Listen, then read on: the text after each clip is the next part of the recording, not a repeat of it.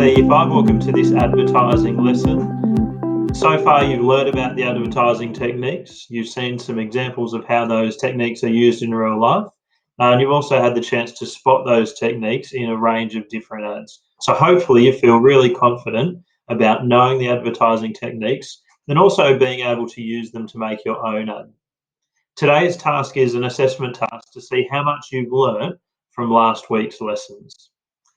Shortly, I'm going to show you how to go through the questions in a Google form to help you to create an ad. But very basically, your task today is to choose a product from around your home, choose an audience that you would like to sell that product to, and then create an ad that will persuade those people to buy your product. So I'm going to spend some time explaining the process now, but good luck in attempting this assessment task.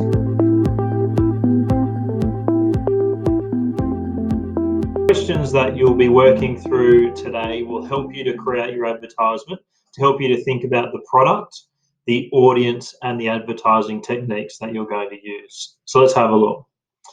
Firstly, our learning intentions for this sort of week, this unit, are firstly that we're learning to understand the ways that advertisers try to persuade their audience. We worked through those lessons last week to help to build your understanding and your knowledge of the persuasive techniques. We're also learning to use those persuasive techniques to make our own advertisements. That will be your task today and as you complete your advertisement. So the overview, your task is to plan and to create an advertisement for a product that you have around your home. So something that you can pick up off the shelf, something that you have available to you. You can create a print ad or a video ad. We haven't looked at a lot of video ads, but some people made some great videos last week for Bullying No Way. So we thought we'd allow you to create a video ad if that's something that you think that would be a good option for you. You must choose a product, an audience, and 3 advertising techniques, as I've mentioned. This is your criteria, I suppose, as we're looking.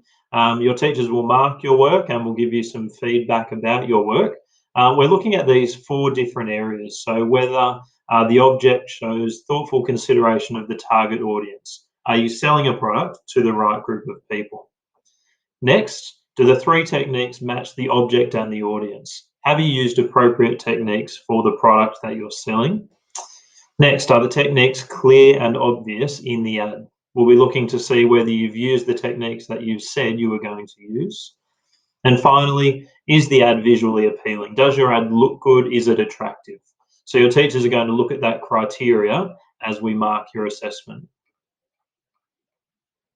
Part 1 is to choose your product. So you need to choose a product from around the house that you'd like to advertise to others. It might be a book from your shelf. It might be a toy that you have that you like to play with. It might be a bit of stationery that you use that you can't live without.